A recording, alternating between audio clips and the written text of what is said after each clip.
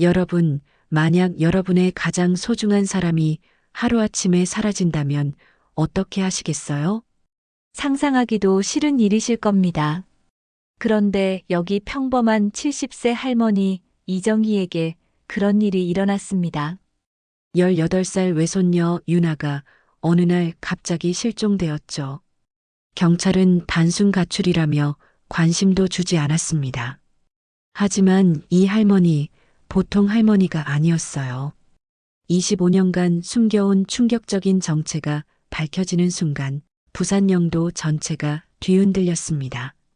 재개발 비리부터 인신매매까지 거대한 범죄 조직과 맞선 한 할머니의 처절한 복수가 지금 시작됩니다. 과연 이정희는 손녀를 무사히 구해낼 수 있을까요? 그리고 그녀가 숨겨온 진짜 정체는 무엇일까요? 구독과 좋아요 누르신 후 눈을 뗄 수 없는 할머니의 반전 액션 드라마 지금 시작합니다. 부산 영도다리 근처 새벽 5시가 조금 넘은 시간입니다. 바닷바람이 골목 사이로 스며들며 잠든 도시를 깨우고 있었죠. 골목 끝자락에 자리한 작은 카페 푸른 등대에서는 벌써부터 따뜻한 불빛이 새어나오고 있었습니다. 이정희는 오늘도 어김없이 새벽을 맞이했습니다. 70살이라는 나이가 믿기지 않을 만큼 꼿꼿한 자세로 반죽을 치대고 있었죠. 밀가루가 손끝에서 부드럽게 뭉쳐지는 느낌을 느끼며 정희는 마음속으로 오늘 하루를 계획해 봅니다. 유나는 아직 자고 있겠구나. 18살 외손녀 유나는 고등학교 3학년이라 요즘 바쁜 나날을 보내고 있었습니다. 학교 축제 준비로 늦게까지 연습을 하고 와서는 피곤에 지쳐 잠들곤 했죠. 정희는 조용히 미소를 지으며 유나가 좋아하는 단팥빵 반죽을 준비했습니다. 오븐에서 갓 구워진 빵들이 고소한 냄새를 풍기며 나왔습니다. 정희는 하나씩 진열대에 정성스럽게 올려놓으며 오늘도 손님들을 맞을 준비를 합니다. 영도에서 이 카페를 운영한 지도 벌써 15년이 넘었죠. 안녕하세요, 할머니. 문을 열고 들어온 첫 손님은 근처 어시장에서 일하는 김 아저씨였습니다. 정희는 늘 그래왔듯 환한 미소로 인사를 건넵니다. 어서 오세요. 오늘도 일찍 나오셨네요. 새벽부터 고생 많으십니다. 커피 한잔하고 힘내야겠어요. 정희는 능숙한 손놀림으로 커피를 내리며 말했습니다. 걱정 말고 오늘도 힘내요. 아침은 드셨어요? 이런 대화가 정희에게는 일상이었습니다. 영도의 많은 사람들이 이 작은 카페를 거쳐갔고 정희는 그들 모두에게 따뜻한 말 한마디를 건네는 것을 잊지 않았죠. 사람들은 정희를 등대 할머니라고 부르며 친근하게 대했습니다. 오전이 지나고 점심시간이 다가올 무렵 유나가 학교에서 돌아왔습니다. 활발한 성격의 유나는 카페 문을 열며 큰 소리로 인사했죠. 할머니, 다녀왔어요. 우리 유나 왔구나. 점심은 먹었니? 학교에서 먹었어요. 그런데 할머니, 오늘 축제 리허설이 있어서 늦을 것 같아요. 유나는 음악을 좋아해서 학교 밴드에서 키보드를 담당하고 있었습니다. 축제가 며칠 앞으로 다가오면서 연습 시간이 늘어나고 있었죠. 그래, 그럼 저녁은 어떻게 하니? 친구들하고 같이 먹을 거예요. 너무 늦지는 않게 들어올게요. 정희는 유나의 머리를 쓰다듬으며 말했습니다. 조심해서 다녀와라. 혹시 늦으면 전화해. 네, 할머니. 유나는 책가방을 메고 다시 나가려다가 문턱에서 돌아섰습니다. 할머니, 사랑해요. 나도 사랑한다. 우리 유나. 정희는 손녀가 사라질 때까지 문 앞에서 지켜봤습니다. 유나는 정희에게 있어 세상에서 가장 소중한 존재였죠. 아들 부부를 교통사고로 잃은 뒤 유나와 단둘이 살아오면서 서로가 서로에게 전부가 되어왔습니다. 저녁이 되자 카페에는 퇴근길 손님들이 하나둘 들어왔습니다. 정희는 따뜻한 차와 함께 오늘 구운 빵을 내오며 하루의 피로를 달래주었죠. 영도의 골목은 해가 지면서 더욱 조용해졌고 바닷바람은 여전히 부드럽게 불어오고 있었습니다. 정희는 마지막 손님을 배웅한 뒤 가게 문을 정리하며 유나가 언제 들어올지 생각해 봤습니다. 평범하고 조용한 하루가 지나가고 있었죠. 아직은 아무도 이 평화로운 일상이 곧 깨질 거라고는 생각하지 못했습니다. 시계 바늘이 밤 9시를 가리키고 있었습니다. 정희는 카운터에 앉아 유나가 보내온 마지막 문자 메시지를 다시 확인했습니다. 리허설 조금만 더 하고 들어갈게요라는 짧은 내용이었죠. 그때가 오후 6시였습니다. 아직 연습 중이겠지. 정희는 스스로를 달래며 설거지를 마저 끝냈습니다. 하지만 마음 한편에서는 뭔가 불안한 기운이 스멀스멀 올라오고 있었죠. 유나는 평소에도 약속 시간을 잘 지키는 아이였고 늦을 때는 반드시 연락을 했습니다. 10시가 넘어가자 정희는 더 이상 기다릴 수 없었습니다. 유나의 휴대폰으로 전화를 걸었지만 계속해서 현재 전화를 받을 수 없습니다라는 안내 멘트만 들려올 뿐이었죠. 혹시 배터리가 나갔나? 정희는 유나 친구들의 번호를 찾아 하나씩 전화를 걸기 시작했습니다. 첫 번째 친구인 수진이가 전화를 받았죠. 안녕하세요. 수진아, 나 유나 할머니야. 아, 안녕하세요. 혹시 유나 봤니? 아직 집에 안 들어와서. 수진이의 목소리가 갑자기 당황스러워졌습니다. 유나는 리허설 끝나고 일찍 들어간다고 했는데요. 오후 5시쯤에 먼저 나갔어요. 정희의 가슴이 뜨끔했습니다. 유나가 6시에 보낸 문자는 도대체 무엇이었을까요? 다른 친구들하고는 만나지 않았니? 아니요, 연습실에서 혼자 나갔어요. 다른 애들은 조금 더 연습한다고 했거든요. 전화를 끄는 정희는 손이 덜덜 떨리기 시작했습니다. 뭔가 잘못됐다는 확신이 들었죠. 바로 다른 친구들에게도 연락을 해봤지만 아무도 유나를 본 사람이 없었습니다. 밤 11시 정희는 더 이상 혼자서는 견딜 수 없어 경찰서에 전화를 걸었습니다. 신고합니다. 제 손녀가 실종됐어요.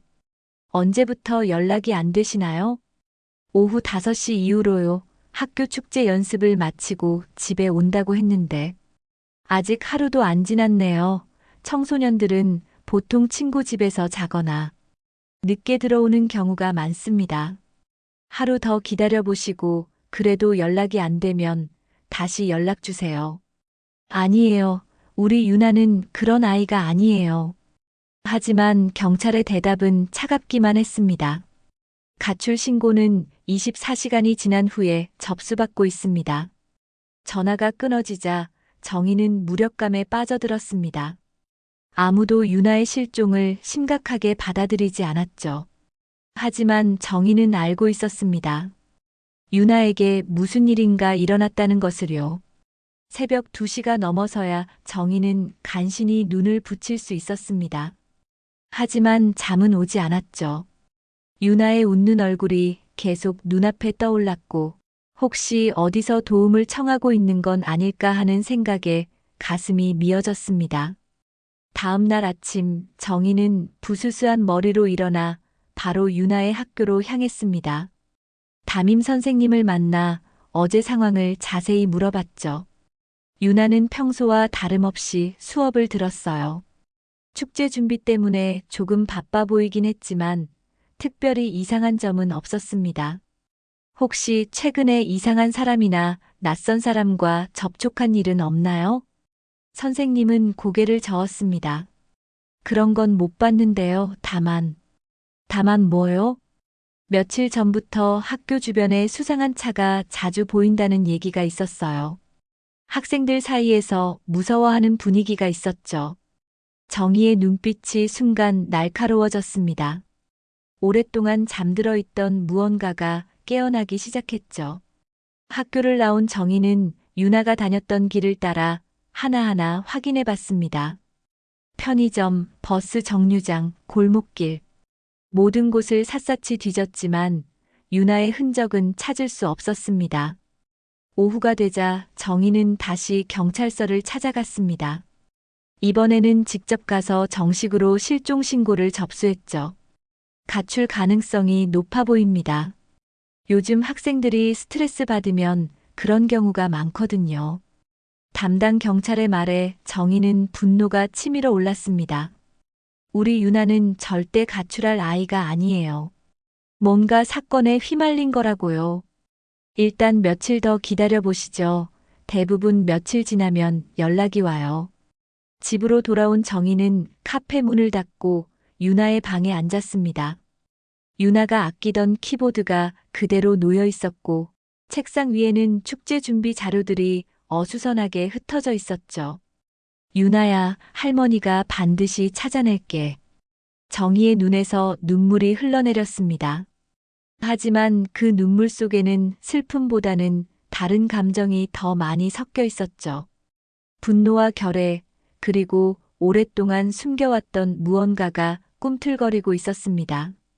밤이 깊어가자 정희는 천천히 일어나 창고 쪽으로 발걸음을 옮겼습니다. 그곳에는 오랫동안 건드리지 않았던 것들이 잠들어 있었죠. 가만두지 않겠어. 내가 직접 찾는다.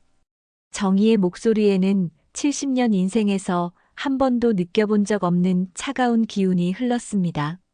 정희는 카페 뒤편에 있는 낡은 창고 문 앞에 서 있었습니다. 이 문은 지난 15년 동안 단 한 번도 열린 적이 없었죠. 녹슨 자물쇠가 시간의 흔적을 고스란히 보여주고 있었습니다. 손가락이 자물쇠에 닿자 기억 속 번호가 자연스럽게 떠올랐습니다. 0815. 해병대 특수수색대에 입대한 날짜였죠. 딸깍하는 소리와 함께 자물쇠가 열렸습니다. 문이 열리자 곰팡이 냄새와 함께 오래된 기억들이 밀려왔습니다. 창고 안은 어둠에 쌓여 있었지만 정희의 손은 정확히 전등 스위치를 찾아냈죠. 불이 켜지자 그곳에는 또 다른 세계가 펼쳐져 있었습니다. 구석진 곳에 놓인 철제 금고가 정희의 시선을 끌었습니다. 금고 위에는 두꺼운 먼지가 쌓여 있었지만 정희는 주저없이 다가갔죠. 이번에도 손가락이 저절로 움직였습니다. 2947. 첫 작전 완수일. 금고 문이 열리자 시간이 멈춘 듯한 침묵이 흘렀습니다. 그 안에는 정희가 평생 숨겨왔던 또 다른 인생이 고스란히 보관되어 있었죠. 검은 전술 조끼가 가장 먼저 눈에 들어왔습니다. 손으로 만져보니 여전히 질긴 원단의 감촉이 생생했습니다. 그 아래에는 각종 장비들이 정돈되어 있었죠. 야시경, 전술용 칼, 그리고 특수 제작된 권총까지. 이제야 다시 만나는구나. 정희는 권총을 조심스럽게 들어 올렸습니다. 무게감이 여전했죠. 손목을 돌려 간단한 점검을 해보니 몸이 기억하고 있었습니다. 수십 년이 지났지만 근육이 기억하는 것들은 사라지지 않았네요. 가장 아래쪽에서 낡은 암호화 무전기를 발견했습니다. 정희는 무전기를 꺼내 배터리를 확인해 봤죠. 다행히 아직 작동했습니다. 이게 정말 필요한 순간이 올 줄이야. 정희는 무전기를 켜고 특정 주파수를 맞췄습니다. 그리고는 오랫동안 사용하지 않았던 암호를 입력했죠. 잠시 후 희미한 잡음 사이로 익숙한 목소리가 들려왔습니다. 여기는 바다늑대 누구시죠? 정희의 입가에 희미한 미소가 번졌습니다. 박무성의 목소리였죠. 무성, 나야 등대다. 무전기 너머로 잠시 침묵이 흘렀습니다. 그리고는 놀라는 음성이 들려왔어요. 등대? 정희야? 이게 무슨... 등대가 다시 켜질 때가 왔어. 무슨 일이야? 20년 넘게 연락 두절이었잖아. 정희는 심호흡을 한 번 하고 차분히 설명했습니다. 유나가 실종됐어. 경찰은 가출이라고 하는데 내 직감으로는 아니야. 뭔가 큰 일에 휘말린 것 같아. 무성의 목소리가 진지해졌습니다. 확신해? 그래, 내가 언제 감을 틀린 적 있었나? 그럼 내가 지금 당장 올라갈게. 부산까지 3시간이면 충분해. 고마워. 무성하지만 조심해서 와. 상황이 예사롭지 않은 것 같거든. 무전을 끝낸 정희는 금고 속 물건들을 하나씩 점검했습니다. 전술 조끼를 입어보니 여전히 몸에 맞았죠. 비록 70살이지만 꾸준한 운동 덕분에 체력은 웬만한 젊은이들보다 나았습니다. 무전기를 다시 켜고 다른 주파수를 맞췄습니다. 혹시나 해서 옛 동료들이 아직 이 채널을 사용하는지 확인해 보려던 참이었죠. 여기는 등대. 혹시 듣고 있는 사람? 잠시 후 여러 곳에서 응답이 들려왔습니다. 여기는 독수리. 여기는 표범. 여기는 상어. 정희는 감격스러웠습니다. 25년 전 함께 작전을 수행했던 동료들이 아직도 이 채널을 지키고 있었던 거죠. 모두들 잘 있었나? 등대야. 등대. 정말 오랜만이네. 무슨 일이야? 정희는 상황을 간략하게 설명했습니다. 손녀가 실종됐고 경찰의 도움을 기대할 수 없는 상황이라고 말이죠. 우리가 도울 수 있는 일이 있으면 언제든 연락해. 고맙다. 모두들 일단은 무성이 오면 상황을 파악해 볼 예정이야. 무전을 끝낸 정희는 창고를 나와 다시 카페로 돌아갔습니다. 하지만 이제는 예전의 그 무력한 할머니가 아니었죠. 오랫동안 잠들어 있던 또 다른 인격이 깨어나기 시작했습니다. 새벽 3시 정희는 카운터에 앉아 유나의 사진을 바라보고 있었습니다. 사진 속 유나는 환하게 웃고 있었죠. 유나야, 할머니가 예전과는 달라. 이번에는 반드시 너를 찾아내겠어. 정희의 눈빛에는 이전과는 전혀 다른 냉정함이 흘렀습니다. 부산 영도의 조용한 카페 주인이었던 이정희는 사라지고 해병대 특수수색대 출신의 전사가 되살아나고 있었습니다. 창밖으로는 여전히 바닷바람이 불어오고 있었지만 이제 그 바람은 예전과는 다른 의미로 다가왔습니다. 폭풍 전의 고요함처럼 말이죠. 정희는 휴대폰을 들고 박무성에게 문자를 보냈습니다. 내일 오전 8시에 카페에서 만나자. 중요한 얘기가 있어. 모든 준비가 끝났습니다. 이제 진짜 시작이었죠. 다음 날 오전 8시 정각 카페 푸른 등대 문이 조용히 열렸습니다. 들어온 사람은 65세의 박무성이었죠. 키가 크고 단단한 체격의 그는 여전히 군인 같은 자세를 유지하고 있었습니다. 정희야. 무성, 와줘서 고마워. 두 사람은 오랜 세월 만에 다시 만났지만 어색함보다는 묵직한 신뢰감이 흘렀습니다. 정희는 무성을 위해 따뜻한 커피를 내려주며 자리에 앉았죠. 유나 실종건에 대해 밤새 조사해봤어. 무성은 가방에서 몇 장의 서류를 꺼냈습니다. 부산 경찰서에 있는 후배에게 비공식적으로 물어봤는데 최근 영도 지역에서 이상한 일들이 많이 일어나고 있더라고. 어떤 일들? 우선 젊은 여성들의 실종 신고가 늘고 있어. 하지만 대부분 가출로 처리되고 있지. 그런데 문제는 이 실종자들 중 상당수가 재개발 예정 지역 근처에서 마지막으로 목격됐다는 거야. 정희의 눈빛이 날카로워졌습니다. 재개발. 그래, 영도 북쪽 일대가 대규모 재개발 사업에 들어가거든. 사업을 주도하는 회사가 있는데 무성은 한 장의 사진을 정희 앞에 내밀었습니다. 사진 속에는 30대 중반으로 보이는 남성이 있었죠. 이 사람이 마진우야. 부산 부동산계의 실력자이면서 동시에 이번 재개발 사업의 핵심 인물이지. 정희는 사진을 자세히 들여다봤습니다. 마진우는 겉보기에는 평범한 사업가 같았지만 그의 눈에서 뭔가 차가운 기운을 느낄 수 있었죠. 이 사람이 유나 실종과 관련이 있다고 생각해? 직접적인 증거는 없어. 하지만 여러 정황상 수상한 부분이 많아. 재개발 지역 주민들이 강제 이주를 거부하면서 갈등이 심해지고 있는데 그 과정에서 협박이나 회유가 이루어지고 있다는 소문이 돌고 있거든. 무성은 다른 서류를 펼쳤습니다. 더 심각한 건 이거야 해양경찰 시절 동료에게 들은 얘긴데 최근 부산 연안에서 불법 촬영물 제작과 인신매매 조직이 활개를 치고 있다는 첩보가 있어. 인신매매. 정희의 목소리가 차가워졌습니다. 그래, 주로 젊은 여성들을 타겟으로 하는데 납치 후 해외로 팔아넘기는 조직이 있다는 거야. 문제는 이 조직이 재개발 사업과 연결되어 있을 가능성이 높다는 점이지. 정희는 주먹을 꽉 쥐었습니다. 유나가 그런 조직에 휘말렸을 가능성을 생각하니 분노가 치밀어 올랐죠. 증거는 아직 확실한 건 없어. 하지만 내 경험상 이런 패턴은 우연이 아니야. 마진우라는 인물 주변을 집중적으로 조사해 볼 필요가 있어. 무성은 마지막 서류를 꺼냈습니다. 이건 마진우의 사업체 현황이야.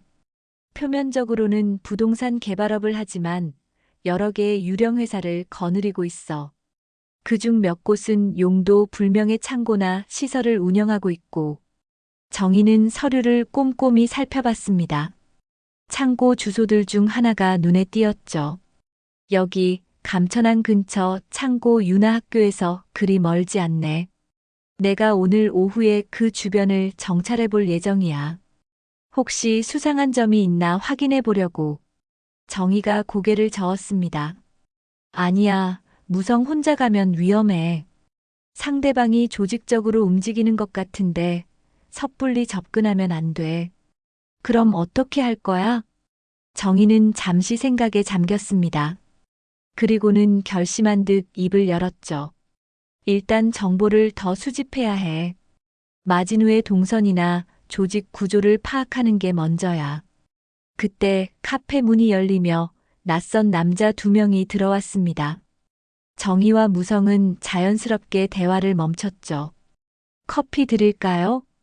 정희는 평소처럼 친절한 미소를 지으며 물었습니다. 하지만 두 남자는 커피에는 관심이 없어 보였죠. 할머니, 혹시 여기 사시나요? 네, 그런데요. 그중 한 명이 정희에게 다가왔습니다. 최근에 이상한 소문이 돌고 있던데 조심하시는 게 좋을 것 같아요. 무슨 소문 말씀이세요? 재개발 반대하는 사람들 중에 이상한 일 당하는 사람들이 있다던데. 특히 혼자 사시는 분들은 더욱 조심해야 할 것 같아서요. 남자의 말투는 친절해 보였지만 정희는 위협의 냄새를 맡을 수 있었습니다. 걱정해 주셔서 고맙습니다만 저희는 재개발과는 상관없는 일반 시민이에요. 그럼 다행이고요. 그런데 혹시 최근에 경찰서에 신고 같은 걸 하신 일은 없으신가요? 무성이 자리에서 일어났습니다. 손님들, 무슨 용무신지는 모르겠지만 여기는 카페입니다. 커피 주문하실 거 아니면 나가주시죠. 두 남자는 서로 눈빛을 주고받더니 정희를 한 번 더 쳐다봤습니다. 할머니, 조심하세요. 요즘 세상이 험해서. 남자들이 나간 후 무성이 정희에게 말했습니다. 정희야, 벌써 우리 움직임을 눈치챘나 봐. 그런 것 같네. 생각보다 조직이 체계적으로 움직이고 있어. 정희는 카페 문에 임시 휴업 팻말을 걸었습니다. 무성, 이제 본격적으로 시작해야겠어. 유나를 찾을 시간이 얼마 남지 않은 것 같거든. 두 사람의 눈에는 결연한 의지가 타오르고 있었습니다. 이제 정말 전쟁이 시작된 거죠. 그날 밤 11시, 정희와 무성은 감천항 근처 창고를 정찰하러 나섰습니다. 두 사람은 검은 옷을 입고 조용히 어둠 속으로 사라졌죠. 정희는 오랜만에 착용한 전술 장비가 몸에 딱 맞는 것을 느꼈습니다. 저기 봐, 불빛이 새어나오고 있어. 무성이 가리킨 곳에는 겉보기에는 버려진 것 같은 창고가 있었습니다. 하지만 창문 틈새로 희미한 불빛이 보였죠. 차량 2대가 주차되어 있네. 정희는 야시경으로 주변을 살폈습니다. 검은색 승용차 2대와 화물차 1대가 창고 옆에 세워져 있었어요. 접근해보자. 두 사람은 그림자를 이용해 조심스럽게 창고에 다가갔습니다. 창고 뒤편에 도달하자 안에서 희미한 대화 소리가 들려왔죠. 내일까지 처리하라고 했잖아. 조금만 더 시간을 주세요. 그 할머니가 생각보다 까다로워서 정희와 무성은 서로 눈을 마주쳤습니다. 자신들에 대한 얘기인 것 같았어요. 경찰에 신고까지 했다면서 이런 식으로 일이 커지면 곤란해. 걱정 마세요. 이미 경찰 쪽에는 손을 써놨습니다. 단순 가출로 처리될 거예요. 정희의 주먹이 저절로 쥐어졌습니다. 유나의 실종을 가출로 만들어버린 것도 이들의 조작이었던 거죠. 그보다 새로 들어온 물건은 어떻게 할 거야? 곧 배가 들어옵니다. 일주일 후면 모든 게 정리돼요. 무성이 정희의 팔을 가만히 잡았습니다. 더 들어보자는 신호였죠. 그 애는 특별히 관리하라고 했지? 마진우 사장님이 직접 관심을 보이시는 건 처음이야. 네, 음악 재능이 있다고 해서 해외 바이어가 특별히 요청한 케이스라고 들었습니다. 정희의 가슴이 철렁했습니다. 유나의 음악 재능 때문에 표적이 된 거였어요. 갑자기 창고 밖에서 엔진 소리가 들려왔습니다. 새로운 차량이 도착하고 있었죠. 사장님이 오시네. 빨리 준비해. 정희와 무성은 더 깊숙한 그림자 속으로 숨었습니다. 검은색 고급 세단에서 내린 사람은 바로 마진우였어요. 상황 보고해. 마진우의 목소리는 차갑고 날카로웠습니다. 모든 준비가 완료됐습니다. 다만 그 할머니 문제가. 할머니? 유나라는 애의 할머니인데 경찰에 신고하고 주변을 뒤지고 다니고 있습니다. 마진우가 혀를 찼습니다. 나이 든 사람이 왜 이렇게 귀찮게 구는 거야? 조용히 처리해버려. 어떻게 하시겠습니까? 사고로 만들어 그러면 유나도 완전히 고립되고 우리 일도 수월해질 거야. 정희는 분노로 온몸이 떨렸습니다. 하지만 감정을 억누르고 계속 들었죠. 언제까지 처리할까요? 내일 밤까지 그 할머니 카페에 불이라도 나면 되겠지. 알겠습니다. 마진우는 창고 안으로 들어갔습니다. 정희와 무성은 조심스럽게 그 뒤를 따라 창문 근처로 이동했어요. 창문 틈으로 보이는 창고 내부는 충격적이었습니다. 여러 개의 컨테이너가 놓여 있었고 그 중 하나에서 희미한 움직임이 보였죠. 유나일 가능성이 높아. 무성이 속삭였지만 정희는 이미 몸을 움직이려 하고 있었습니다. 진정해, 정희야. 지금 들어가면 유나만 위험해져. 정희는 간신히 참았습니다. 무성의 말이 맞았어요. 그때 마진우가 컨테이너 쪽으로 걸어갔습니다. 잘 지내고 있나? 컨테이너에서 약한 목소리가 들려왔습니다. 저를 왜 잡아두는 거예요? 정희의 심장이 멎을 뻔했습니다. 유나의 목소리였어요. 걱정 마라. 곧 좋은 곳으로 보내줄 테니까. 집에 보내주세요. 할머니가 걱정하고 계실 거예요. 할머니는 곧 너를 따라올 거야. 마진우의 섬뜩한 웃음소리가 들렸습니다. 정희는 더 이상 참을 수 없었습니다. 하지만 무성이 꽉 붙잡았죠. 계획을 세워야 해. 무작정 들어가면 유나만 더 위험해져. 두 사람은 조용히 그 자리를 떠났습니다. 카페로 돌아가는 길에 정희는 한마디도 하지 않았어요. 카페에 도착하자마자 정희는 옛 동료들에게 무전을 보냈습니다. 모든 유닛, 긴급 상황이야. 내일 밤 작전을 실행한다. 등대, 무슨 일이야? 표적을 발견했어. 하지만 동시에 여러 곳을 공격해야 할 상황이야. 정희는 상황을 설명했습니다. 유나를 구출하는 동시에 마진우 조직을 완전히 제압해야 한다고 말이죠. 위험한 작전이 될 것 같은데. 각오는 하고 있어. 하지만 혼자서는 할 수 없는 일이야. 알았어, 등대. 내일 밤까지 준비하겠어. 무전을 끝낸 정희는 창고에서 가져온 장비들을 점검했습니다.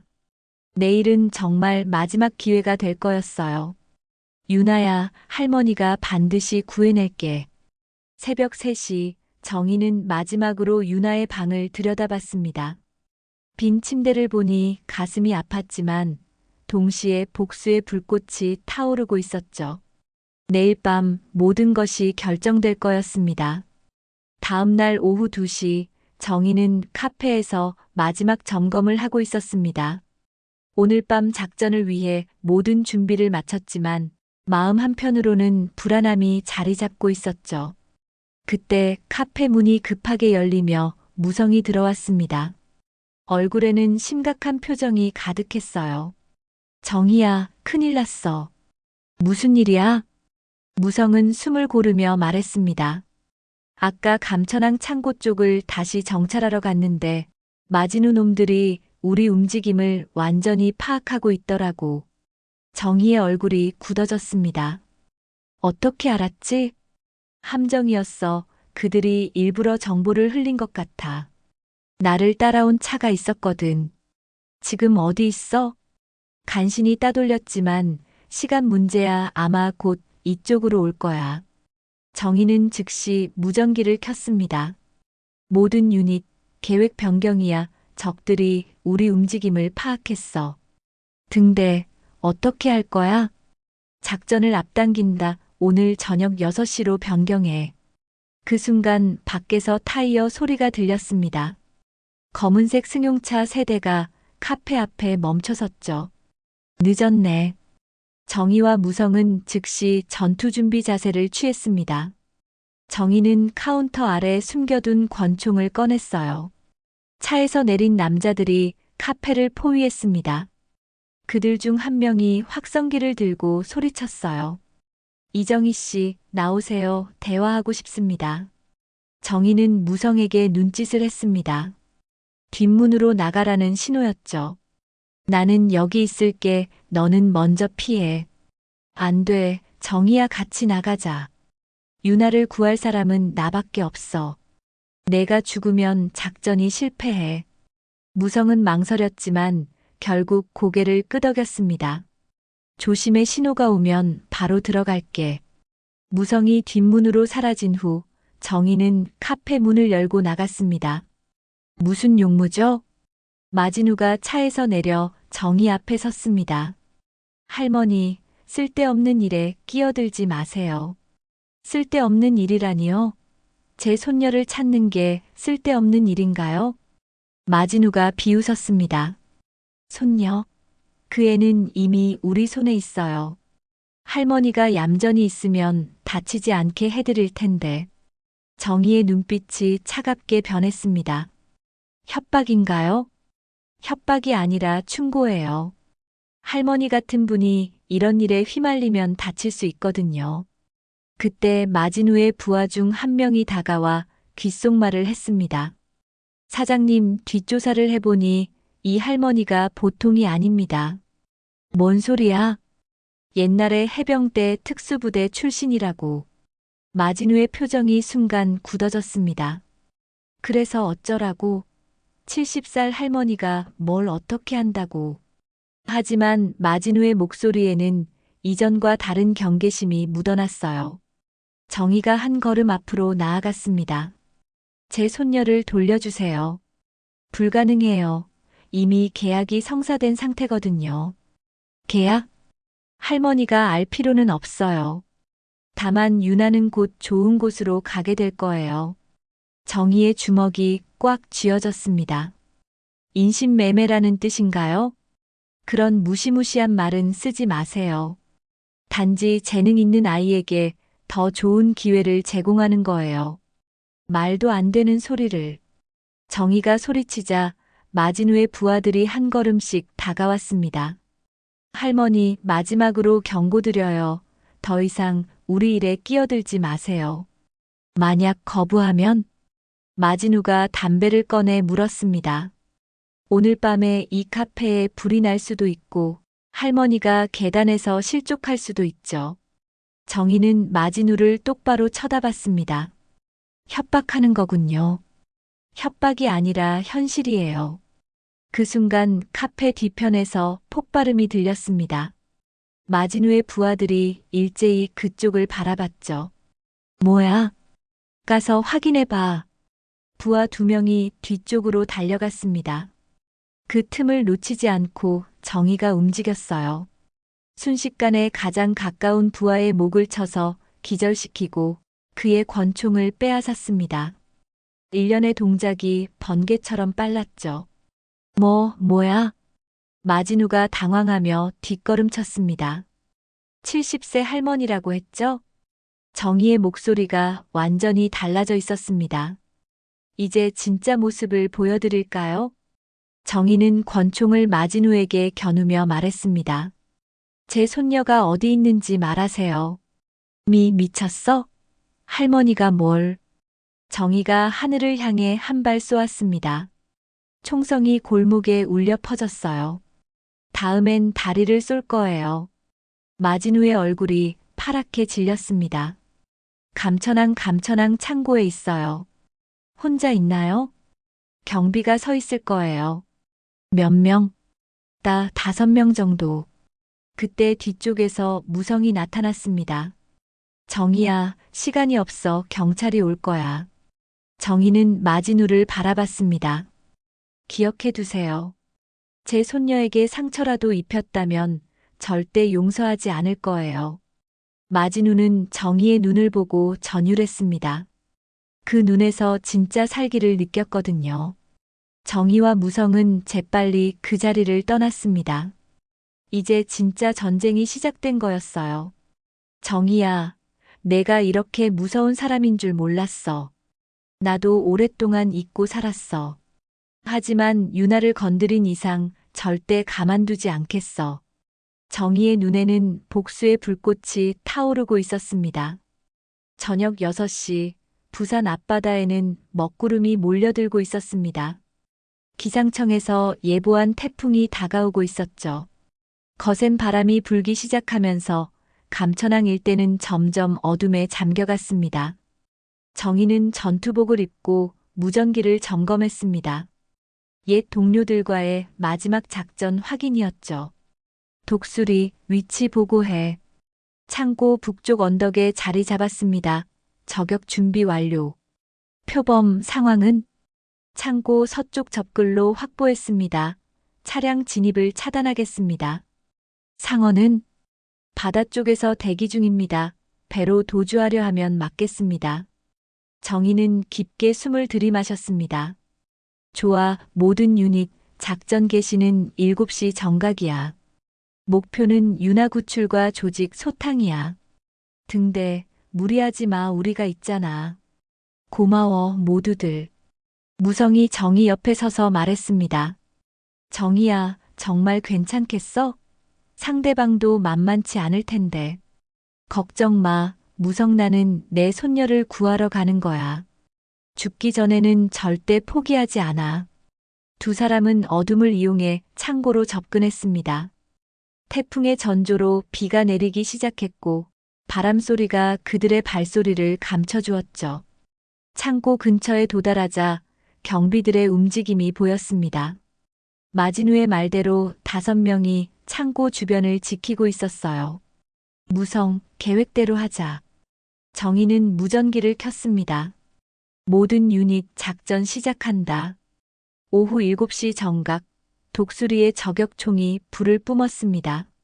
창고 입구를 지키던 경비 1명이 어깨를 맞고 쓰러졌죠. 적습니다. 공격받고 있어요. 경비들이 혼란에 빠진 틈을 타 정희와 무성이 창고 뒤편으로 침투했습니다. 창고 안에서는 마진우가 부하들에게 소리치고 있었습니다. 뭐 하고 있어? 빨리 막아. 사장님, 상대방이 여러 명인 것 같습니다. 몇 명이든 상관없어. 그냥 다 죽여버려. 정희는 창고 뒷문으로 조용히 들어갔습니다. 안에는 여러 개의 컨테이너가 있었고 그중 하나에서 희미한 불빛이 새어나오고 있었죠.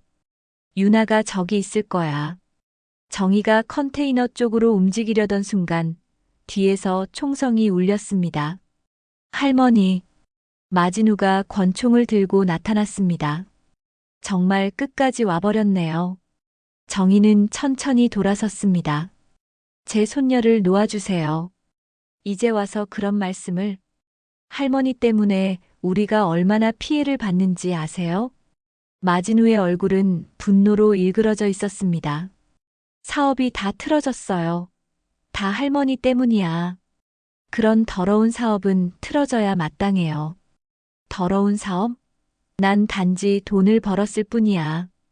그때 컨테이너에서 약한 목소리가 들렸습니다. 할머니? 정말 할머니예요? 정희의 가슴이 뛰었습니다. 유나의 목소리였어요. 유나야.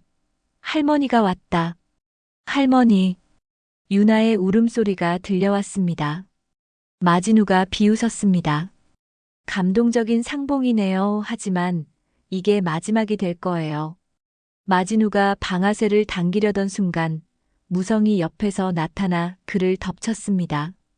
정희야. 유나를 구해. 두 남자가 몸싸움을 벌이는 동안 정희는 컨테이너로 달려갔습니다. 문고리를 잡아당기니 굳게 잠겨 있었어요. 유나야, 물러서. 정희는 권총으로 자물쇠를 쏘아부쉈습니다. 문이 열리자 유나가 눈물을 흘리며 뛰어나왔어요.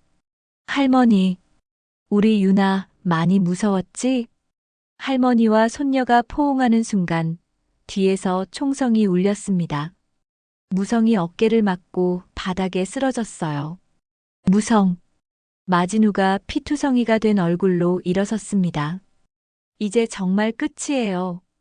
마진우가 다시 권총을 겨누려던 순간 정희가 번개처럼 움직였습니다. 유나를 뒤로 밀어낸 후 마진우에게 달려들었죠. 할머니 조심해. 정희와 마진우가 격투를 벌였습니다. 비록 나이 차이는 있었지만 정희의 몸에 밴 전투 기술은 여전했어요. 할머니 주제에 마진우가 주먹을 휘둘렀지만 정희가 능숙하게 피했습니다. 그리고 곧바로 반격했죠. 정희의 정확한 타격이 마진우의 명치를 강타했습니다. 마진우가 고통스럽게 웅크리자 정희는 그의 손목을 잡아 비틀었어요. 아! 마진우의 손에서 권총이 떨어졌습니다. 이제 끝이에요. 정희가 마진우를 바닥에 제압하며 말했습니다. 그때 창고 밖에서 경찰 사이렌 소리가 들렸습니다. 무성이 미리 신고해둔 거였어요. 할머니, 경찰이 와요. 유나가 기쁘게 소리쳤습니다. 그래, 유나야, 이제 모든 게 끝났어. 정희는 마진우를 내려다보며 말했습니다. 내 손녀에게 상처 입힌 대가를 치르세요. 폭풍우가 몰아치는 밤이었지만 정희와 유나에게는 가장 따뜻한 밤이 되었습니다. 할머니는 끝까지 약속을 지켰고 손녀를 무사히 구해냈거든요. 할머니, 정말 멋있어요.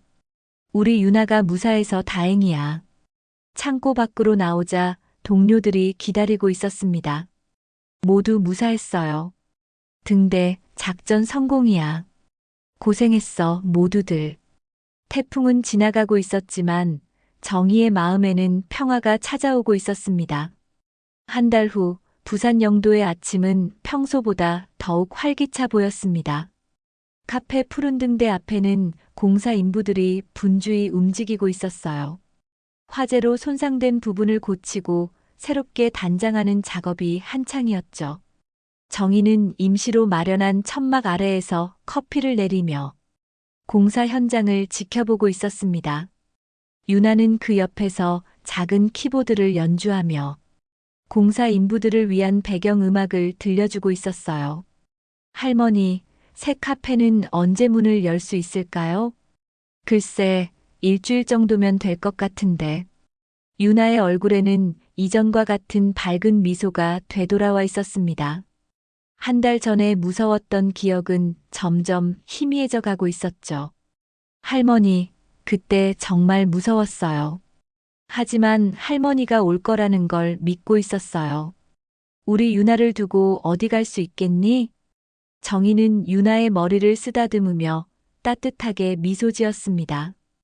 오전 10시쯤 박무성이 카페 앞에 나타났습니다. 어깨에 깁스를 한 채였지만 얼굴은 한결 밝아 보였어요.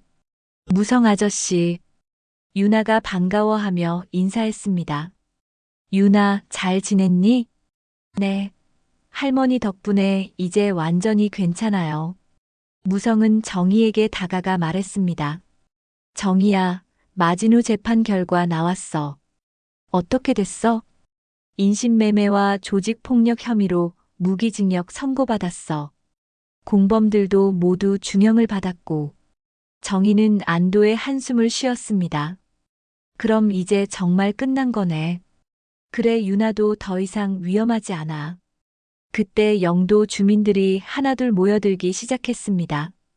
김 아저씨를 비롯해 어시장 사람들, 근처 상인들까지 모두 나와 있었어요. 등대 할머니 수고하셨어요. 우리 동네 영웅이에요. 사람들이 박수를 치며 정희를 칭찬했습니다. 한 달 전 사건의 전말이 알려지면서 정희는 영도 사람들에게 진짜 영웅이 되어 있었죠. 여러분, 너무 과찬이에요. 정희는 겸손하게 손사래를 쳤습니다. 무슨 말씀이세요? 할머니가 아니었으면 우리 동네가 어떻게 됐을지 몰라요. 김 아저씨가 말했습니다.